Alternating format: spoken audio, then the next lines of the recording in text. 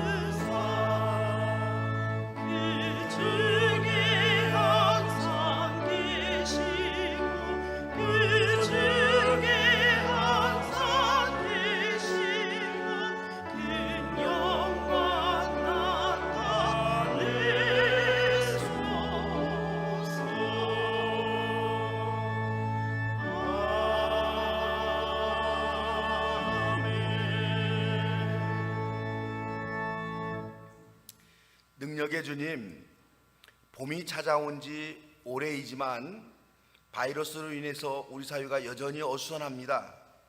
많은 사람들의 활동이 위축되고 지구촌 곳곳에서는 신음소리와 탄식소리가 들려옵니다. 불안함이 우리를 감싸고 있는 이 시기에도 주님을 경배하오니 예배하는 모든 주의 자녀들에게 위로와 용기를 주시옵소서. 이 힘든 시기를 견디어서 승리할 수 있다는 믿음과 자신감을 허락하여 주시옵소서. 예수님의 이름으로 기원합니다.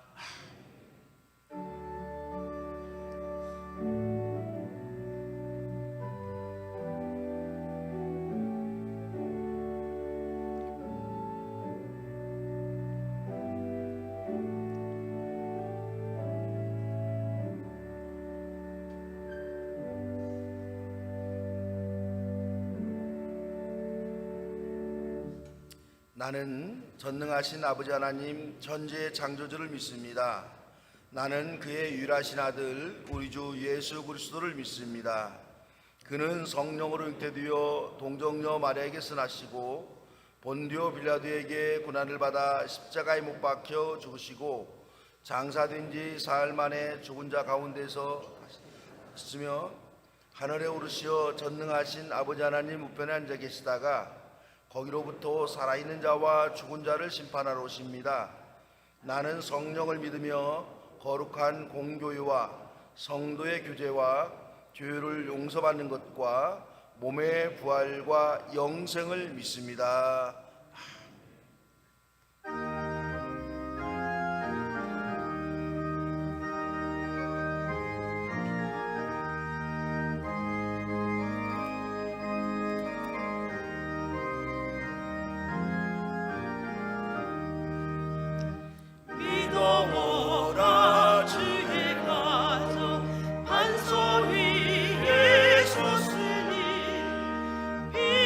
바람이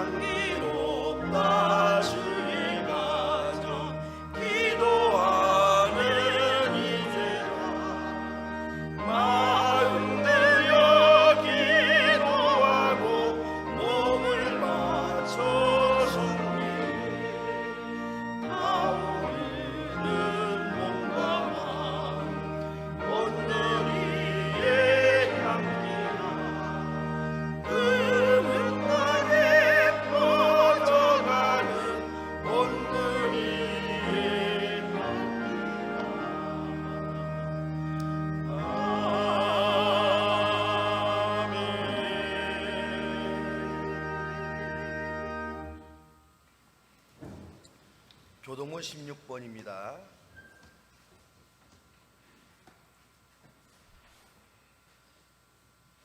여호와여, 내가 주께 부르짖으오니 나의 반석이여, 내게 귀를 막지 마소서.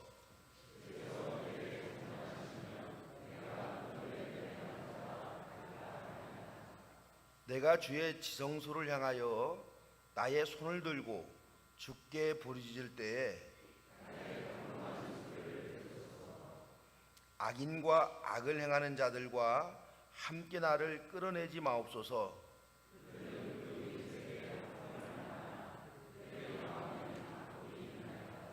그들은 여호와께서 행하신 일과 손으로 지으신 것을 생각하지 아니하므로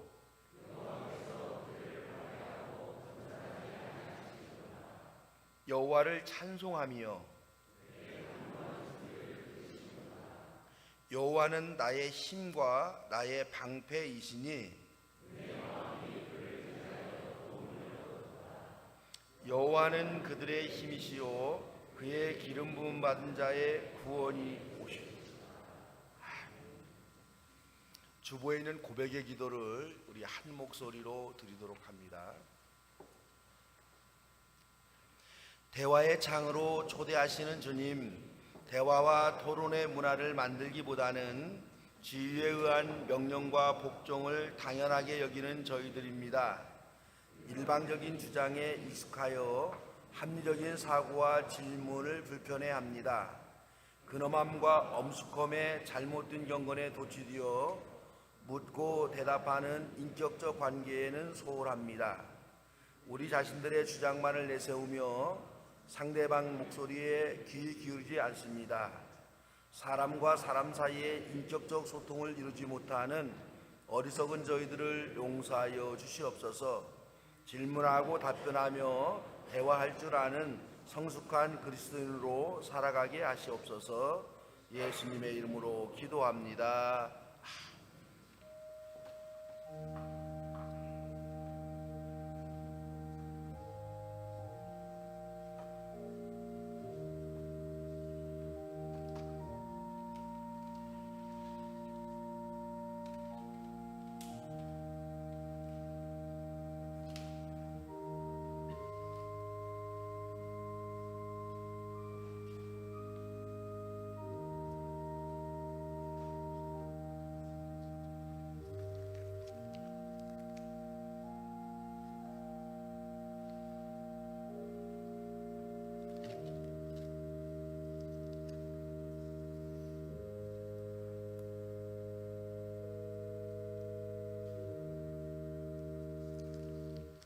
이 시간 우리가 고백한 모든 허물을 주님은 남김없이 용서해 주셨습니다. 주님의 용서하심으로 정결하고 깨끗한 하나님의 백성 되었으니 한 주간도 새로운 마음으로 주님과 함께 힘차게 살아갑시다.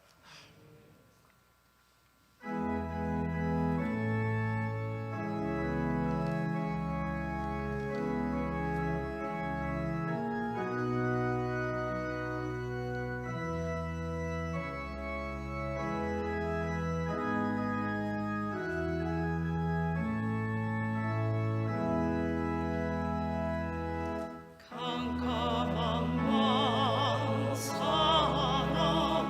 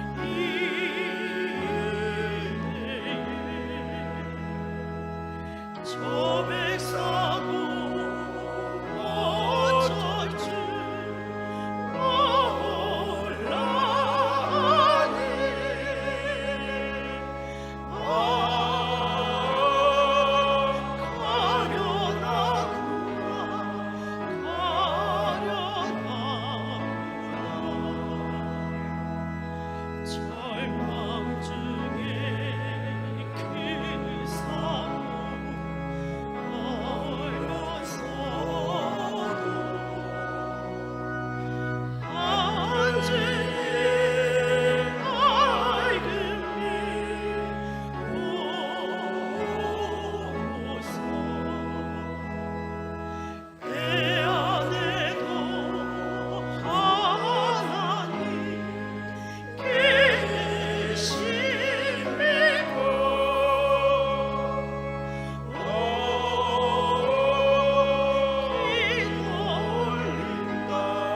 기도 올린다.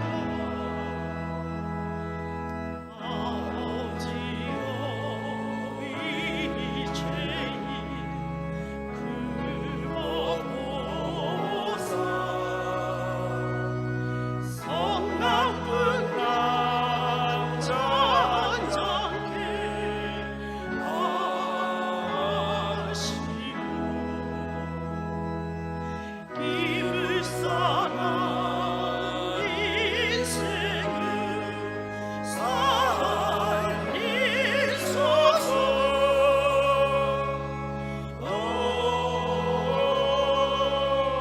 우리 하나님, 우리 하나님,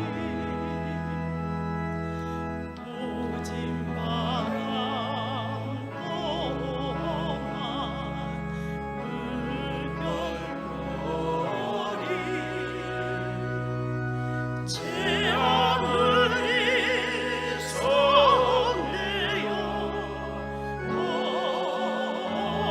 덮쳐도 권능의 손 그 너를 찾으시니 오 잔잔한 바다 잔잔한 바다.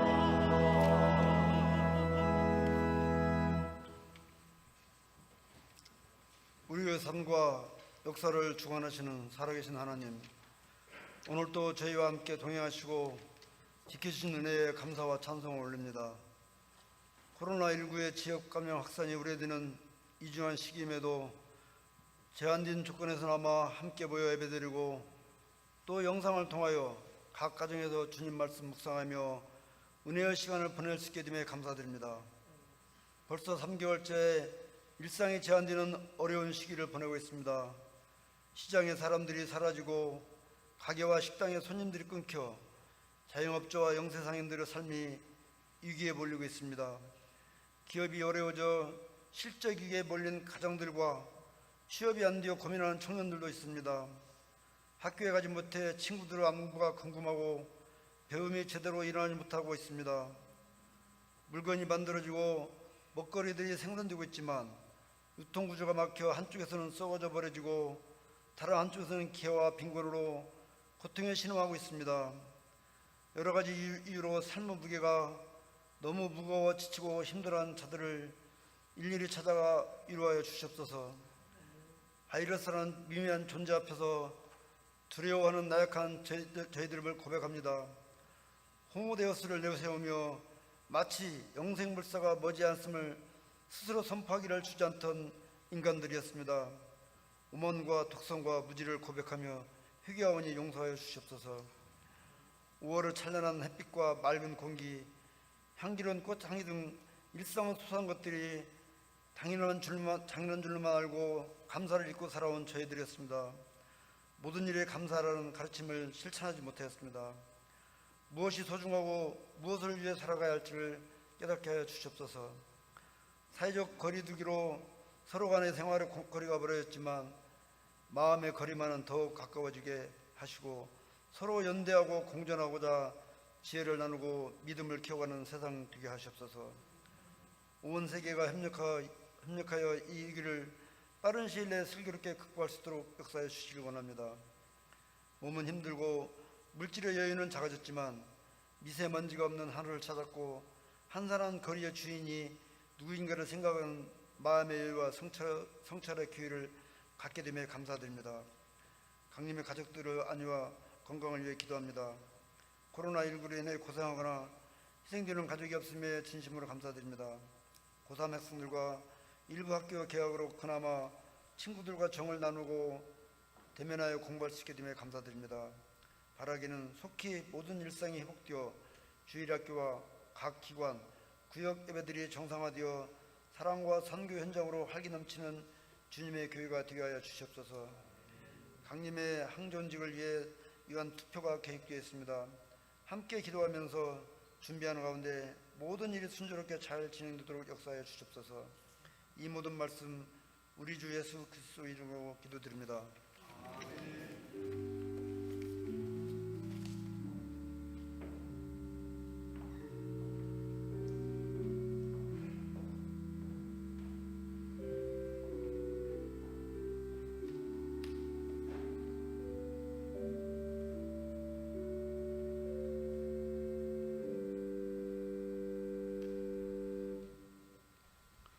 오늘 우리에게 주시는 하나님 말씀 구약성서 창세기 50장 15절에서 21절까지의 말씀입니다. 창세기 50장 15절에서 21절까지의 말씀입니다.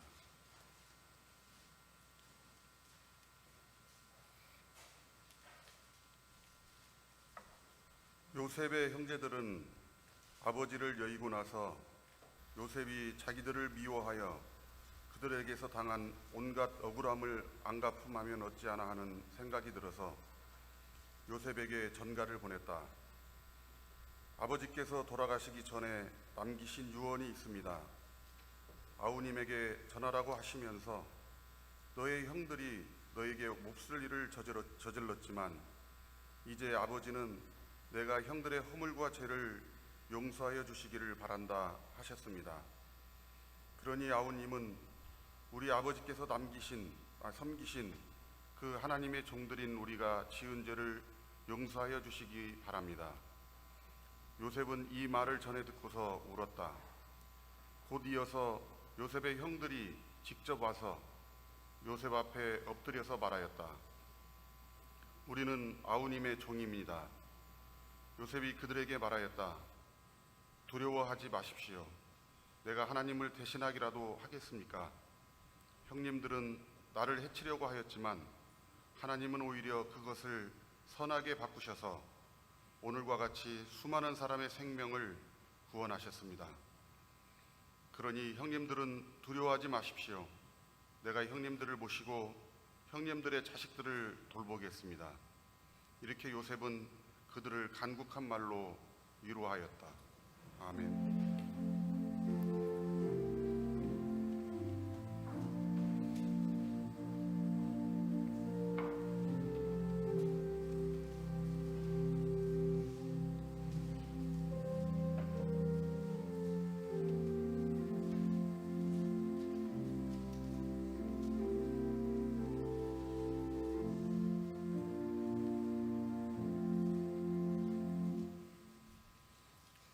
요한복음 9장 1절에서 7절 말씀입니다. 예수께서 가시다가 날 때부터 눈먼 사람을 보셨다. 제자들이 예수께 물었다. 선생님, 이 사람이 눈먼 사람으로 태어난 것이 누구 죄 때문입니까? 이 사람의 죄입니까? 부모의 죄입니까? 예수께서 대답하셨다. 이 사람이 죄를 지은 것도 아니요 그의 부모가 죄를 지은 것도 아니다. 하나님께서 하시는 일들을 그에게서 드러내시려는 것이다. 우리는 나를 보내신 분의 일을 낮 동안에 해야 한다. 아무도 일할 수 없는 밤이 곧 온다. 내가 세상에 있는 동안 나는 세상의 빛이다. 예수께서 이 말씀을 하신 뒤에 땅에 침을 뱉어서 그것으로 진흙을 개어 그의 눈에 바르시고 그에게 실로암 못으로 가서 씻으라고 말씀하셨다. 실로암은 번역하면 보냄을 받았다는 뜻이다. 그 눈먼 사람이 가서 씻고 눈이 밝아져서 돌아갔다.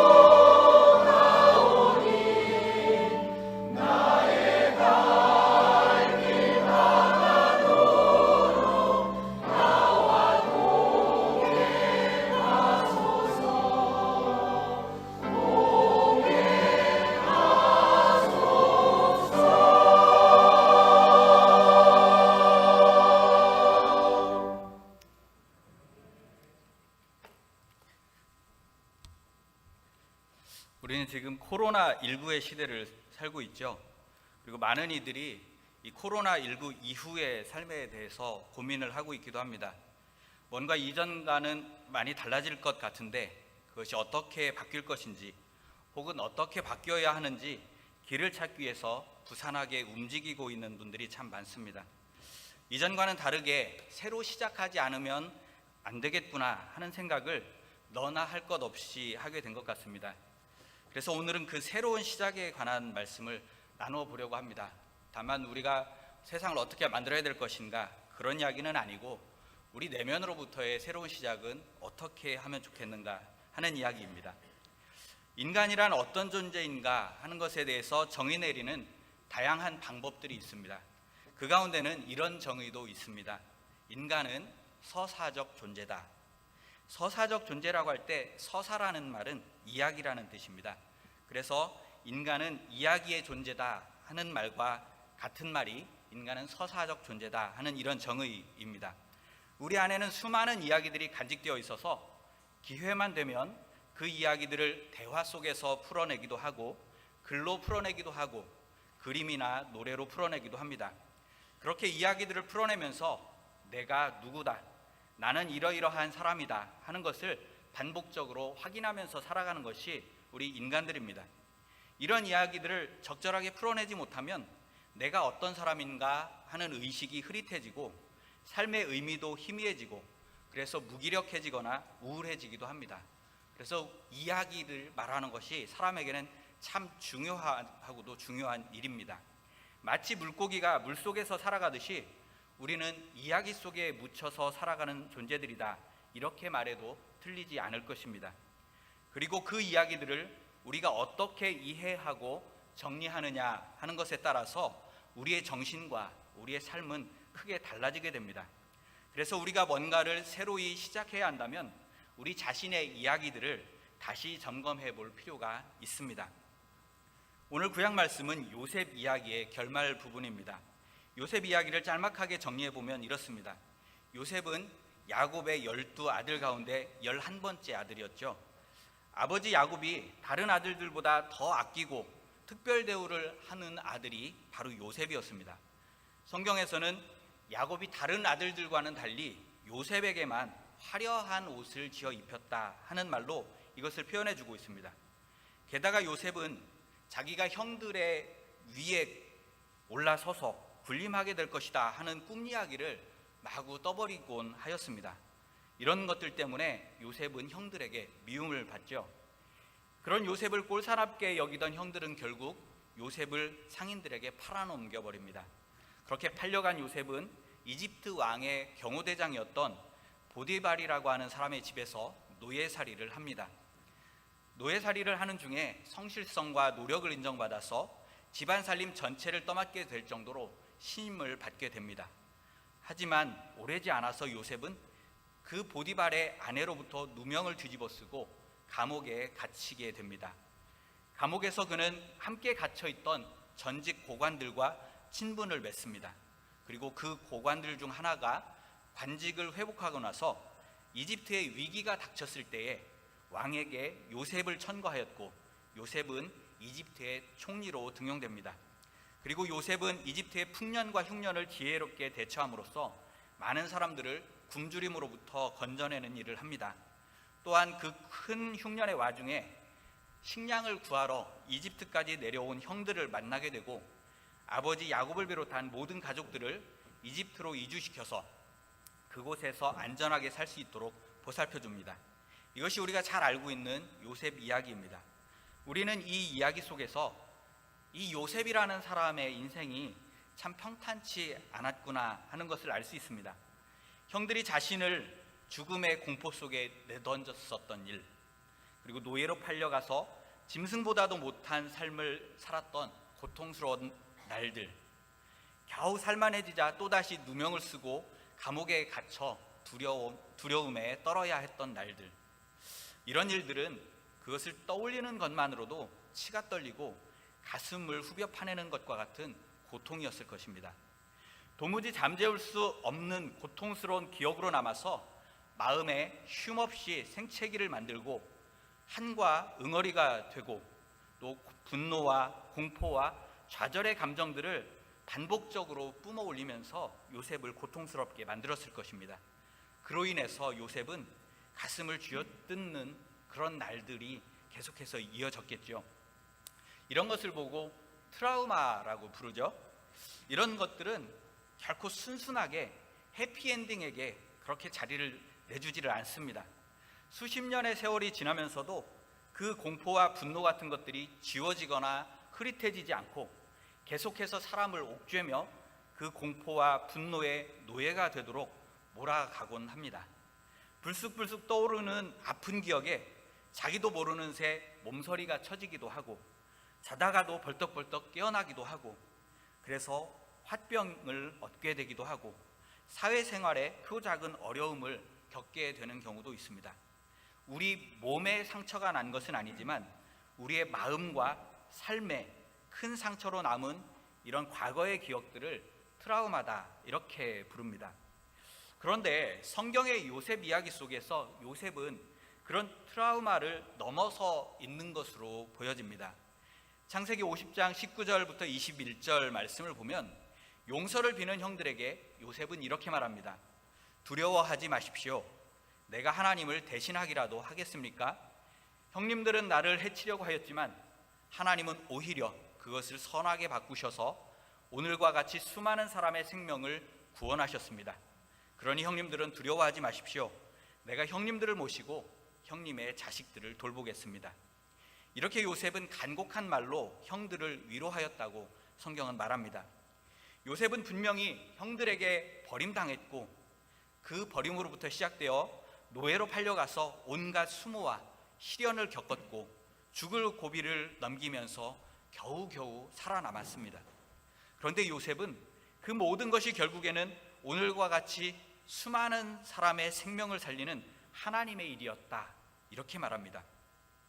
용서를 비는 형들을 간곡하게 위로하기까지 하는 요셉의 모습에서 과거의 상처와 아픔이라고는 찾아볼 수가 없습니다. 그렇다면 요셉은 그런 모든 고통을 초월하고 살 수 있는 초인적인 인물이었을까요? 그랬을 리가 없습니다. 다만 성경이 그런 것들을 시시콜콜 적어놓지 않았을 뿐입니다. 요셉이 험한 인생을 살아왔다는 사실 그 자체는 분명하고 변함이 없는 사실입니다. 그런데 요셉은 과거의 일들을 치떨리는 노여움이나 고통으로 기억하고 있지 않습니다. 자신의 인생에 대해서 이해하고 기억하는 방식이 달라진 것입니다. 과거의 사실 자체는 바뀔 수가 없지만 그 사실에 대한 우리의 이해와 기억의 방식, 즉 그 의미는 얼마든지 달라질 수가 있습니다. 그러한 의미의 변화로 인해서 요셉은 이제 더 이상 가위 눌리지 않아도 되고 이제 더 이상 이를 갈며 분노를 되새기지 않아도 되고 이제 더 이상 복수를 꿈꾸느라 눈에 핏줄을 세우지 않아도 되는 자유를 얻게 된 것입니다. 그것이 오늘 본문 속의 요셉이 보여주는 모습입니다. 이런 변화는 어떻게 해서 일어나게 된 것일까요? 요셉이 이집트에서 어마어마하게 출세를 했기 때문일까요? 아니면 자기에게 상처를 준 사람들 앞에서 보란듯이 떵떵거리면서 살 수 있게 되었기 때문일까요? 그런 것들이 하나의 요인이 될 수는 있겠으나 그것이 핵심은 아닙니다. 우리 주변에는 충분히 출세하고 번영하고 살 만큼 사는데도 불구하고 과거의 족쇄에 묶여서 살아가는 사람들이 의외로 많습니다. 반대로 지질이 궁상으로 사는 것 같지만 과거의 한과 응어리에 전혀 얽매임 없이 살아가는 사람들도 많습니다. 요셉이 과거의 족쇄에서 풀려나게 된 것은 단지 요셉이 출세하고 번영하고 형제들보다 더 큰 힘을 갖게 되었기 때문만은 아닙니다. 요셉을 그 고통스러운 과거의 트라우마로부터 건져낸 것은 바로 자신의 삶에 대한 해석의 변화 때문입니다. 요셉에게 일어난 것과 같은 변화는 자신의 삶에 대한 재해석 과정을 통해 이루어집니다. 우리는 살다 보면 때때로 내 인생을 좀 수정해 보았으면 좋겠다 그럴 때가 있죠. 그러나 삶이란 것이 다시 살 수 없는 것이기 때문에 그 인생을 수정하는 것도 불가능합니다. 우리가 살아온 삶의 발자취 그 자체를 바꿀 수는 없습니다. 우리의 삶이 만들어 온 사실관계 그 자체를 변경할 수는 없다는 말입니다. 그럼에도 불구하고 우리의 인생 이야기를 새롭게 고쳐 쓸 수 있는 방법이 전혀 없는 것은 아닙니다. 우리의 인생 이야기를 새롭게 고쳐 쓰는 방법, 그것이 바로 재해석입니다. 삶을 바라보는 우리의 관점을 바꾸고 그것으로 우리가 살아온 인생을 다시 성찰하면서 의미를 찾다 보면 우리 인생에 대한 재해석이 이루어지게 됩니다. 그리고 우리의 삶을 재해석해 보면 우리의 인생 이야기는 새로운 의미를 가진 이야기로 다시 쓸 수가 있습니다. 가까운 예를 하나 들어보면요, 일제강점기에 일본군의 종군 위안부로 끌려갔던 여인들의 삶이 있죠. 그분들의 삶을 생각해 보면 그것은 나라 잃은 식민지 백성으로서 짐승 같은 일본군들에게 철저하게 짓밟힘 당한 한 맺힌 삶이었습니다. 그러나 30여 년 전부터 시작된 시민사회 운동으로부터 시작하여 그분들의 삶에 대한 재해석이 이루어져 왔습니다. 그 결과로 이제는 그분들의 고난이 우리 사회에서 역사를 바로 세우는 일에 대단히 중요한 한 축이 되었습니다. 뿐만 아니라 세계적으로도 전쟁으로 인한 여성 피해 문제를 국제사회의 중요한 이슈로 부각시킨 새 역사 창조의 발판이 되어 있는 상황입니다. 재해석의 과정을 통해서 위안부 할머니들의 삶은 이전과는 전혀 다른 새로운 의미를 가진 것으로 재평가받을 수 있게 된 것입니다. 이렇게 해석이라고 하는 것은 우리 삶의 의미를 새롭게 써낼 수 있는 굉장한 힘을 가지고 있습니다. 다양한 삶의 경험들을 거치면서 우리 인생에는 고통스러운 기억들이 쌓이게 마련입니다. 삶의 과정에서 경험했던 크고 작은 폭력들도 있고 가족이나 가까운 사람들과 좋은 관계를 형성해 보고 싶었지만 그게 뜻대로 되지 않아서 힘든 경험들도 있고 반복되는 실수와 실패들로 인해서 스스로에 대한 실망과 절망감이 가득히 쌓이기도 합니다. 그리고 때로는 그것이 상처가 되고 응어리가 되고 한이 되기도 합니다.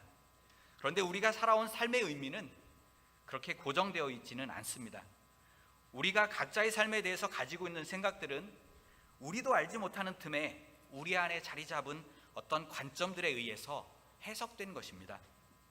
그런데 이전과는 다른 새로운 관점을 우리가 갖게 되고 그 새로운 관점에서 바라보면 우리의 삶이라고 하는 것은 우리가 알던 것과는 전혀 다른 것으로 보이게 됩니다.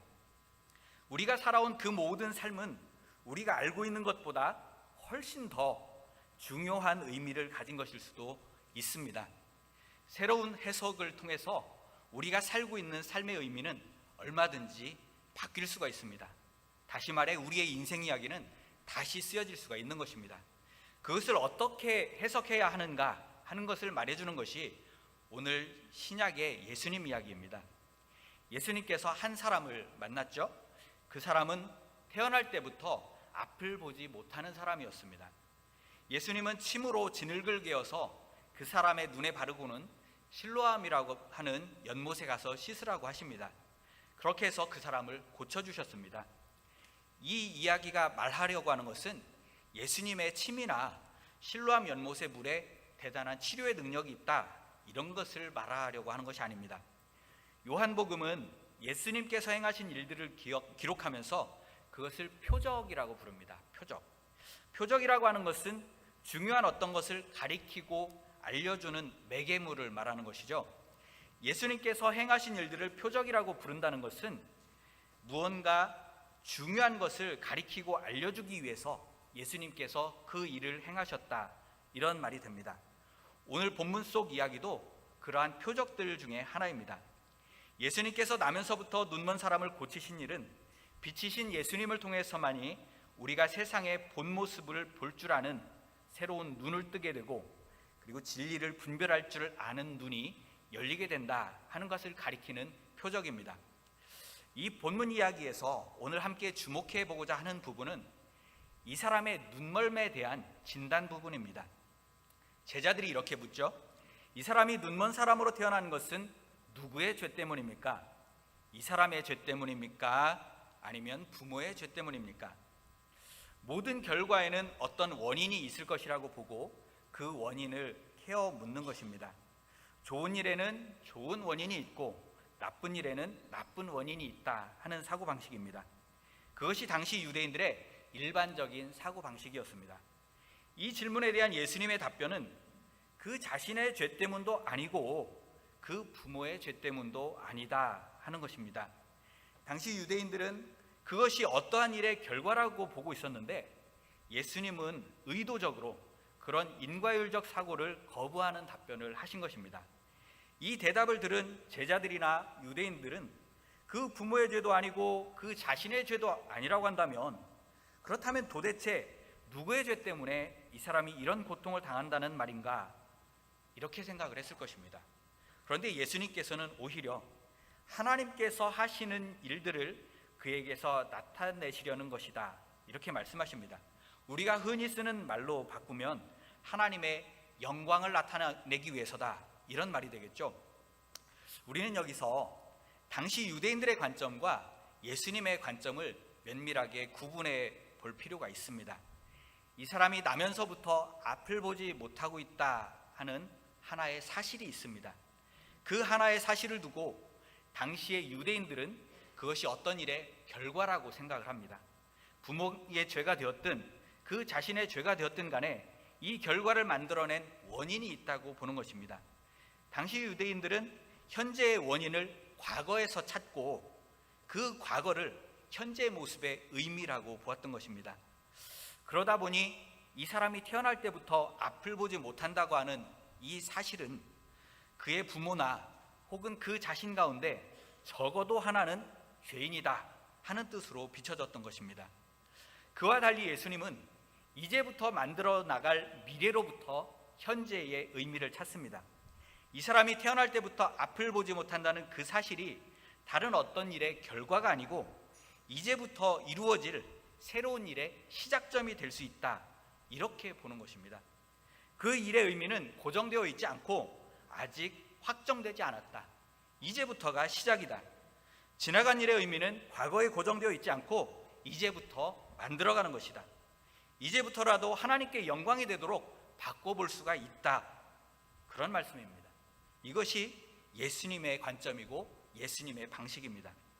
우리가 우리 자신의 삶을 새롭게 해석해 보고자 한다면 바로 이 예수님의 관점으로 우리의 삶을 재해석해야만 합니다. 오늘 구약 이야기 속의 요셉도 바로 이런 재해석의 과정을 통해서 자신의 인생 이야기를 새롭게 쓰고 과거의 아픔들을 극복해낼 수가 있었던 것입니다.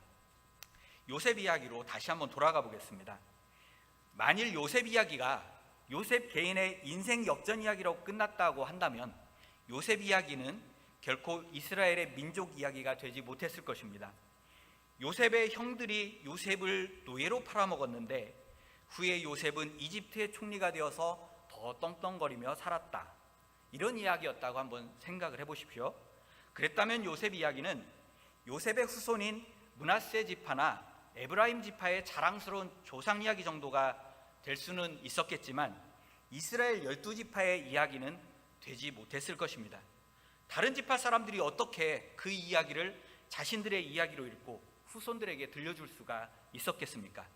그랬다면 아마도 이스라엘의 다른 지파들과 요셉의 후손들은 하나의 민족을 이룰 수도 없었을 것입니다. 그런데 요셉 이야기는 이스라엘 민족의 기원을 말해주는 대표적인 민족 이야기의 하나가 되었고 하나님 백성들의 이야기가 되었습니다. 그렇게 될 수 있었던 것은 요셉 이야기가 개인의 인생 역전 이야기에 머물지 않고 이스라엘 12지파의 조상이 된 형제들 사이에 화해와 연합의 이야기가 되었기 때문입니다. 그리고 하나님의 생명 살림 이야기로 완성되었기 때문입니다. 요셉 이야기를 이렇게 멋지게 완성시켜준 두 가지 하나님의 은총이 있습니다. 하나는 요셉에게 용서를 구한 형들의 용기입니다. 요셉에게 안갚음을 당할까 두려워하면서 용서를 구하는 형들의 모습은 몹시 비굴해 보일 수도 있습니다. 하지만 잘 생각해보면 요셉에게 용서를 비는 형들의 행동은 참 용기 있는 행동이었고 화해의 물꼬를 트는 아주 중요한 행동이었습니다. 형들은 용기를 내서 용서를 빌었고 요셉은 흔쾌히 용서하고 위로했습니다. 그것으로 화해가 이루어질 수 있었죠. 사실 용서를 하는 일보다 더 어렵고 힘들 수 있는 일이 용서를 비는 일입니다. 우리가 주변을 둘러보면 용서를 하고 싶은 사람들은 참 많이 있는데 용서를 빌려고 하는 사람들은 찾아보기가 힘듭니다. 그러다 보니 저 사람이 나에게 와서 잘못했다고, 미안하다고 한마디만 해줬으면 좋겠는데 하면서 아프게 살아가는 사람들이 참 많습니다. 그런데 요셉의 형들은 동생에게 찾아가서 고개를 숙이고 용서를 구합니다. 대단히 용기 있는 행동입니다. 그 용기 있는 행동이 화해의 물꼬를 텄고 요셉 이야기를 화해와 연합의 이야기로 완성할 수 있게 해주었습니다. 그리고 그 용기 있는 행동이 요셉 이야기를 이스라엘 12지파의 민족 이야기이자 하나님 백성의 이야기라고 하는 더 큰 이야기로 승화시킨 것입니다. 이것은 사람을 통해서 오는 하나님의 은총입니다. 그래서 우리는 그것을 수평적인 은총이다, 이렇게 부를 수 있을 것입니다. 누군가가 우리에게 그런 수평적인 은총의 통로가 될 수 있고 또 우리 자신이 누군가에게 그런 은총의 통로가 될 수도 있을 것입니다. 다른 하나는 요셉이 하나님의 일하심에 대해서 깨달았다 하는 점입니다. 창세기 50장 20절에서 요셉은 이렇게 말합니다. 형님들은 나를 해치려고 하였지만 하나님은 오히려 그것을 선하게 바꾸셔서 오늘과 같이 수많은 사람의 생명을 구원하셨습니다. 하나님께서 그것을 바꾸셨다. 이 말이 요셉의 커다란 깨달음을 표현해 주고 있습니다. 요셉은 내 인생 나 혼자 사는 것이 아니구나 하는 것을 깨달은 것입니다. 인생과 역사의 행로를 바꾸어 나가시는 하나님의 행동을 깨달은 것입니다. 그 깨달음으로부터 요셉이 겪은 모든 고통의 의미들이 변화될 수 있었던 것입니다. 하나님의 행동을 깨닫고 하나님의 행동으로부터 자신의 삶을 새롭게 해석함으로써 요셉은 자신의 이야기를 새로 쓸 수가 있었습니다. 그 깨달음이 요셉의 이야기를 하나님의 생명 살림 이야기로 다시 쓸 수 있게 해준 것입니다. 하나님으로부터 주어진 이 수직적인 은총이 요셉으로 하여금 형들의 사과를 흔쾌히 받아들일 수 있게 하였고 화해와 연합이라고 하는 더 큰 이야기로 그리고 하나님의 생명 살림이라고 하는 거룩한 이야기로 나아갈 수 있도록 요셉을 성숙시켜 준 것입니다. 우리의 삶을 갈갈이 찢고 조각내버린 가슴 속의 한도, 응어리도 그 어떤 생채기도 하나님은 그대로 내버려 두지 않으십니다. 어찌하든지 그것을 더 아름답게 완성하기 위해서 일하십니다. 실수로 얼룩지고 실패로 조각나버린 우리의 삶을 가지고서도 우리 주님은 새로운 의미와 새로운 가치를 창조해 내시기 위해서 쉼없이 일하고 계십니다. 그렇게 해서 우리의 모든 연약한 사람들의 작은 인생 안에 하나님의 뜻, 하나님의 나라, 하나님의 영광을 창조해 가시는 분이 바로 우리 주님이십니다. 그러한 하나님의 행동을 깨달았을 때 요셉이 한평생 겪었던 그 모든 소름 끼치는 일들이 새로운 의미를 얻게 되었습니다. 또한 그것을 깨달을 때 우리가 품고 있는 모든 삶의 경험들 역시 새로운 의미를 얻게 될 수 있게 됩니다.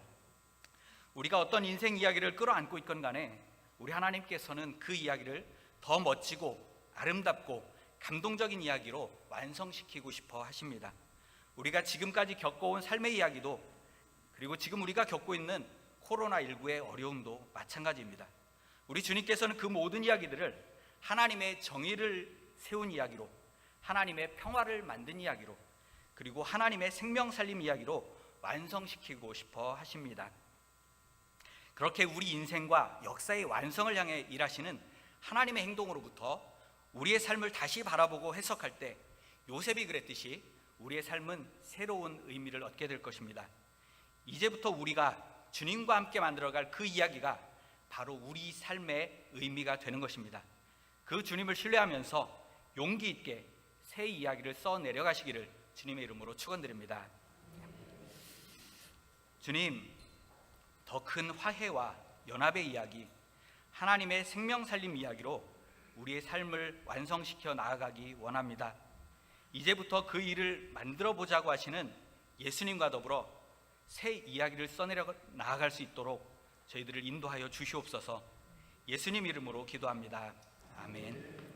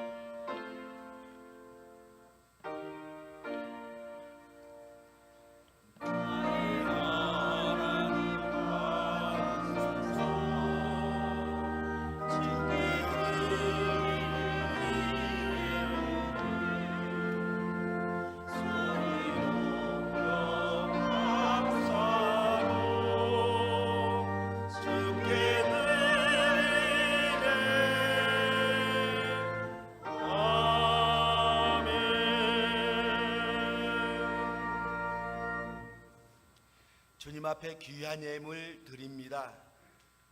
주님을 믿고 의지하면서도 우리의 미래가 잘 보이지 않아서 불안한 것이 사실입니다.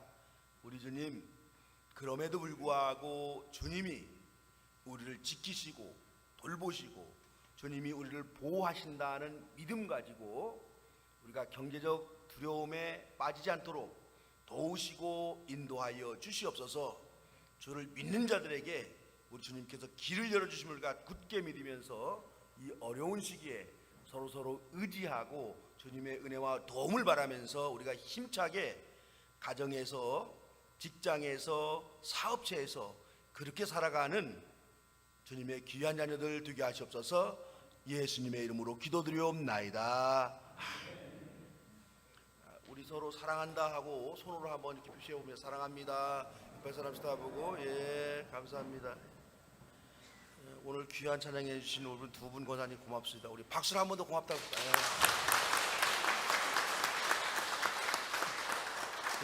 이 찬양은 저희가 특별히 잘하시는 분들 뽑아서 이렇게 부탁하는 게 아니에요.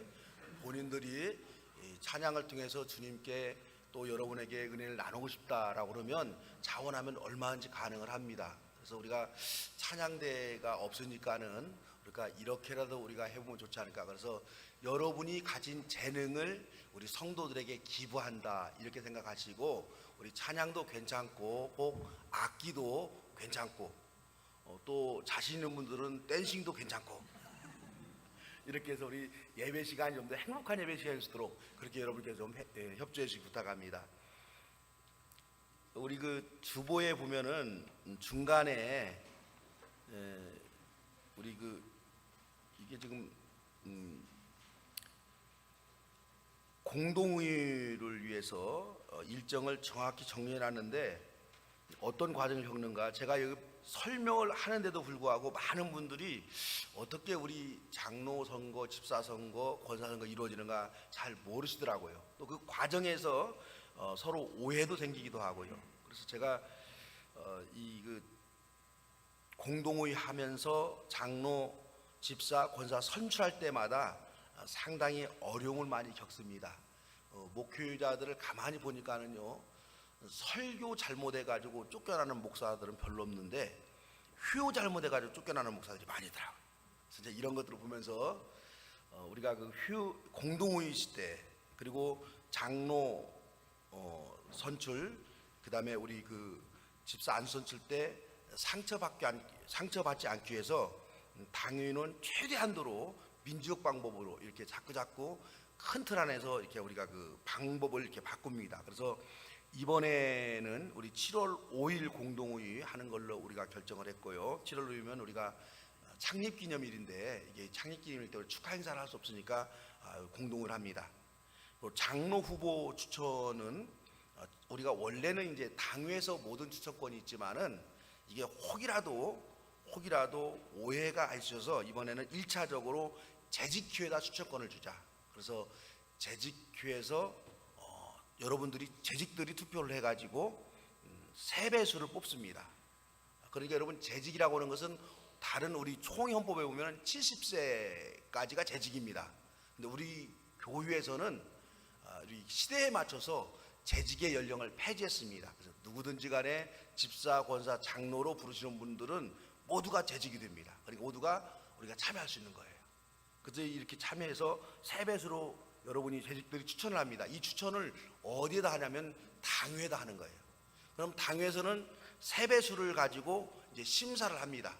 그래서 죄송하지만 우리가 교회에 우리가 이 중직들은 굉장히 어려운 일도 얘기할 수 있는 이런 분들이라 그래도 믿음이 좀 성숙한 분들이 당위가 되어야 장로가 되어야 되고 권사가 되어야 되고 안수집사가 되어야 되지 않는가. 이래서 우리가 이 당위에서는 개인적으로 우리가 밝힐 수 없는 어떤 것까지도 상당히 심사를 깊게 합니다. 그렇게 해서 2분을 추천해 가지고 배수 추천해서 이제 미안합니다. 배수 추천입니다. 2분이 아니고 배수 추천해서 공동의회에다가 이렇게 내놓습니다. 그러면 여러분들께서 이제 공동의회는 세례받은 사람들, 집사, 권사, 장로 아니더라도 세례받은 분들이면 강림교회 모든 교인들이면 모두가 참여하는 겁니다.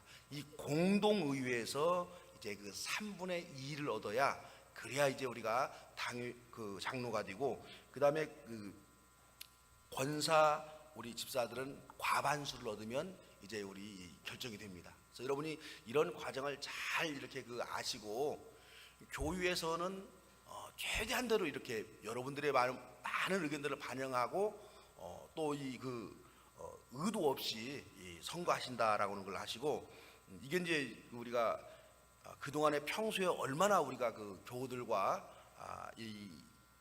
평가는 아니지만 그래도 긴밀한 관계를 가져왔고 신앙생활에 헌신적이었는가 하는 것을 제가 평가하는 것이 아니고 우리 교우들이 평가해서 장로, 집사, 권사를 뽑는다. 그렇게 꼭 여러분 기억하시고 여러분께서 한 번쯤 집에 가셔서 읽어보시면서 이런 과정을 겪으면서 우리 교회 공동의회가 이루어지는구나 하는 걸 꼭 기억하시기 바랍니다. 그래서 제가 자신한 건데 우리 교회 공동의회 그리고 우리 항존직 선출 방법은 그 어느 교회보다도 민주적이고 최대한 많이 여러분들의 의견을 반영한 그런 공동의회입니다. 다만 완전한 공동의회는 없습니다. 완전하지는 못하다. 약점이 있다 할지라도 최대한 지금 시기에서 최대한의 민주적 방법을 선택했다. 그렇게 여러분이 이해해 주시면 좋을 것 같습니다. 글쓰기 강좌, 문학과 신앙 강좌가 우리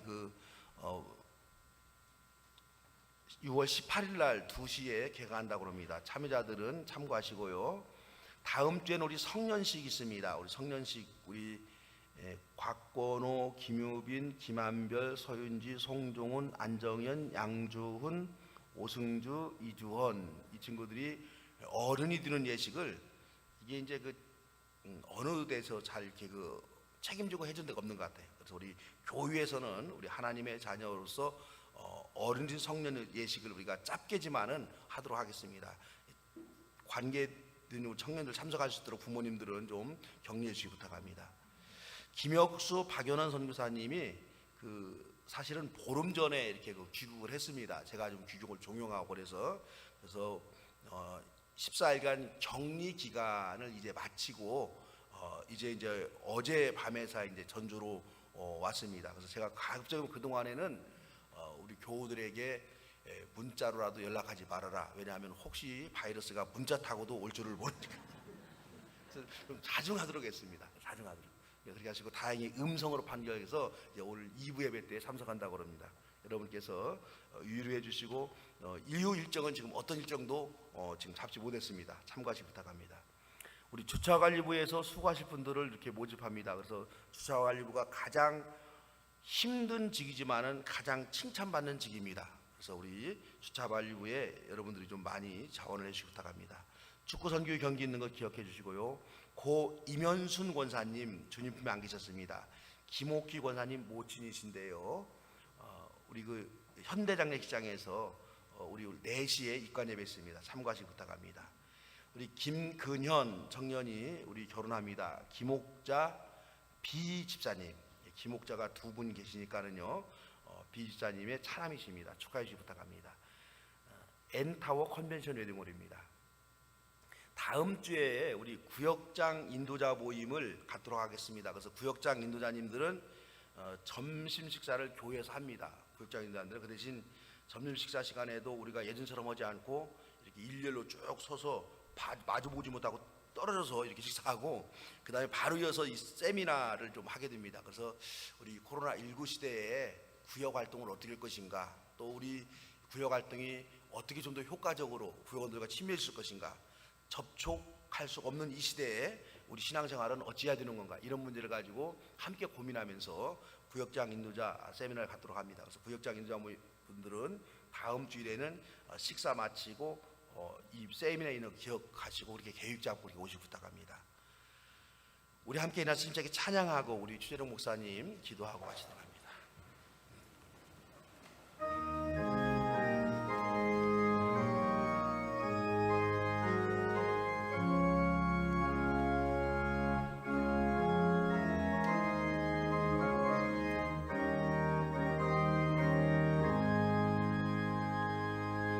살아계신 자 나의 참된 소망 되어오니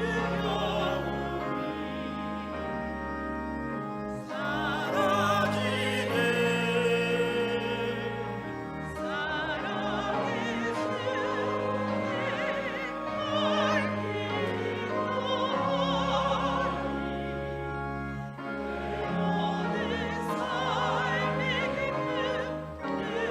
살아계신